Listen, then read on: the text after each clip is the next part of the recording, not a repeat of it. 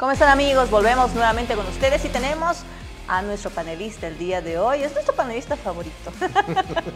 Wilson, ¿cómo estás? Buenas noches. Gracias, Miroslava. Muy buenas noches, amables televidentes. Acá nuevamente estamos en el programa Sin Mordaza y gracias por la invitación. ¿Qué les parece si vemos una nota antes para hacer un preámbulo al entrevistado del ministro que hace referencia a la dotación de divisas? Dice que los grandes importadores son en realidad los que están generando un ruido innecesario y que en los bancos se encuentra la mayor cantidad de dólares. Ellos nos han comentado de que los pequeños comerciantes minoristas no utilizan los dólares, utilizan los bolivianos. Lo que hay que establecer es que los grandes importadores, que se pasan a veces por geniales, son los que están aquí generando un ruido innecesario, porque hay dotación de divisas en el sistema financiero nacional. Los bancos han ido acumulando mucho más dólares y también más de 258 millones de dólares en menos de 3 meses. Entonces la economía, lo que sí tenemos que hacer es los controles respectivos para que esto fluya de manera rápida y expedita a toda la economía nacional. Y con este preámbulo vamos a dar paso a nuestro invitado, que ya está conectado con nosotros. Él es Gabriel Espinosa, él es analista económico y bueno, se encuentra también en la ciudad de Santa Cruz. ¿Cómo estás, Gabriel? Buenas noches, bienvenido. ¿Cómo estás, Miroslava? Como siempre, un gusto estar contigo.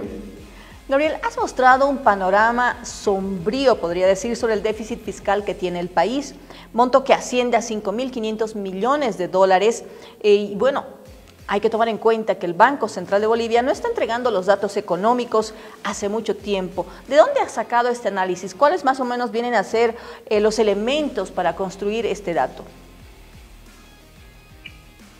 Bueno, primero y principal, no es solamente el Banco Central de Bolivia el que no está presentando la información en tiempo y forma. Se ha vuelto ya una práctica común en varias instituciones públicas. El Ministerio de Planificación hace bastante tiempo ya que no reporta cifras actualizadas de inversión pública. Lo mismo sucede en el caso del Ministerio de Economía con los datos del déficit fiscal, la ejecución pública de los presupuestos de las distintas entidades de los distintos niveles de gobierno. En el caso, por ejemplo, de Línea, hay constantes retrasos en la publicación de alguna información. Ya Bolivia venía arrastrando retrasos fuertes en la publicación de datos macroeconómicos y a eso se le suma todo este escenario. Dado eso, pues la tarea ahora es reconstruir alguna información como el del déficit fiscal que tú mencionabas, y esto se logra a partir de, por ejemplo, datos de endeudamiento externo, que por suerte se siguen publicando relativamente en tiempo. Esto lo hace el Banco Central. Hemos tomado también los balances del Banco Central, de donde se puede obtener el endeudamiento interno que le ha otorgado el Banco Central al TGN durante el 2023. Y en el caso del endeudamiento interno con otras fuentes, que usualmente es la gestora, pues también se puede ver estas transacciones en la Bolsa Boliviana de Valores. Utilizando todas estas fuentes, hemos llegado a esta conclusión. Como tú mencionabas, el año pasado Bolivia ha tenido un déficit fiscal de más de 5.500 millones de dólares. Para que la gente tenga una idea de la magnitud de este déficit fiscal, esto representa el 12% del PIB, es más o menos equivalente a lo que habíamos visto en la pandemia, pero en la pandemia teníamos un PIB más bajo, por lo tanto el déficit fiscal de aquel momento no había llegado a superar los 4.800 millones de dólares, con una economía cerrada, con necesidades de financiamiento extraordinarias, con compra de vacunas, bonos y demás. Y en el caso del 2023 nosotros hemos llegado a 550 millones de dólares sin ninguna de estas necesidades extraordinarias, lo que representa casi 800 millones de dólares más que lo que vimos durante la pandemia. Este déficit ha sido financiado en su mayoría con créditos del Banco Central de Bolivia, han echado mano del fondo de pensiones y algo también de la deuda externa neta. ¿Tú crees que el haber tocado el dinero de los fondos de pensiones podría poner en riesgo las rentas de los aportantes? A ver, algo que hay que tomar en cuenta es que lamentablemente hoy día los fondos de pensiones están en su mayoría bolivianizados. cuando la gestora invierte, entre comillas, en papeles del gobierno boliviano, pues lo hace en bolivianos. Y si esa moneda se va devaluando, pues queda claro también que el poder adquisitivo de los ahorros de los aportantes al sistema de pensiones también se va a ir devaluando. El gran problema de que el sistema de pensiones haya sido bolivianizado prácticamente en su totalidad es que está expuesto al riesgo cambiario, al riesgo de que el tipo de cambio del boliviano pues se vaya devaluando paulatinamente. Y si a eso le agregamos que es un fondo que tiene que invertir a muy largo plazo, el riesgo es todavía mayor, así que ahí tenemos un gran problema.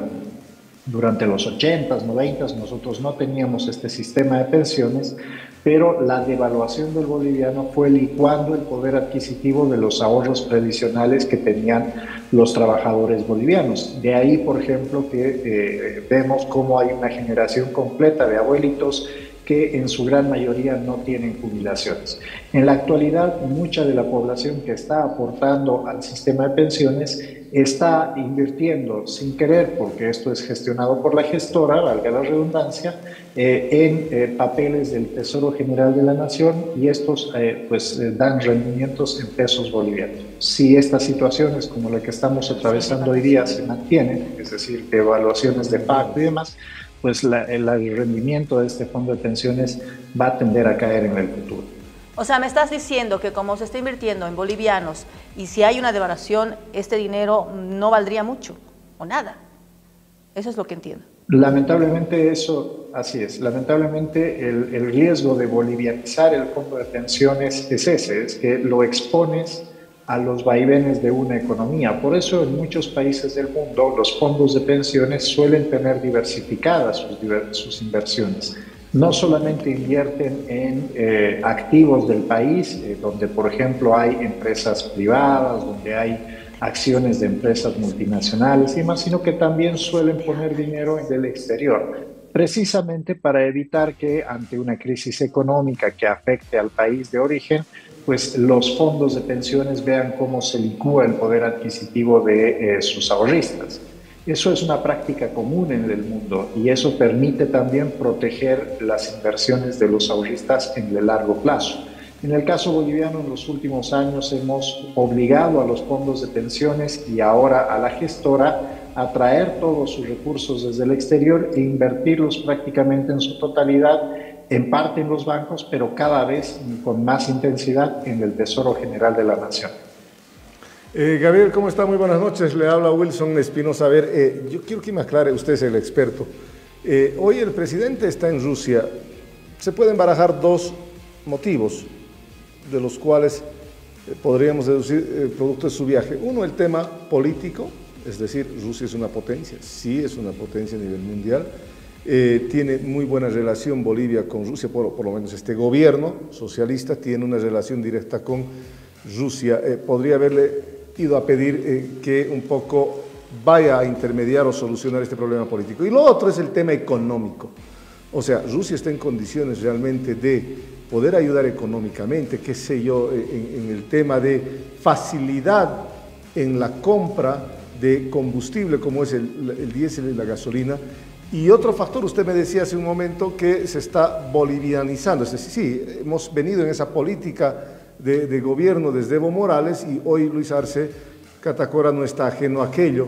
¿Qué quiere decir esto? Que hay mayor circulante, hay mayor impresión de los pesos bolivianos en el Estado plurinacional. Lo escuchábamos hace un momento a un dignatario de Estado decir, a un miembro del gobierno nacional, de que los dólares están en los colchones o están en los bancos o finalmente están en lo que es los domicilios de los bolivianos. Pero claro, mientras haya bolivianos con qué gastar, los dólares van a seguir. Y si dejamos de imprimir los bolivianos, necesariamente vamos a tener que sacar los dólares del ahorro para poder gastar o invertir en nuestro Estado. ¿Esto puede ser posible? A ver, esas dos preguntas, Gabriel. A ver, Wilson, vamos por partes. Rusia hoy por hoy no es una economía potente. En primer lugar, porque es una economía que, si bien ha tenido muchos beneficios por las exportaciones de gas, era el principal proveedor de gas a Europa, a partir de la invasión rusa a Ucrania, pues ha sufrido una serie de recortes a estos ingresos. A eso hay que agregarle todas las sanciones económicas que se le ha impuesto por esta acción bélica contra Ucrania.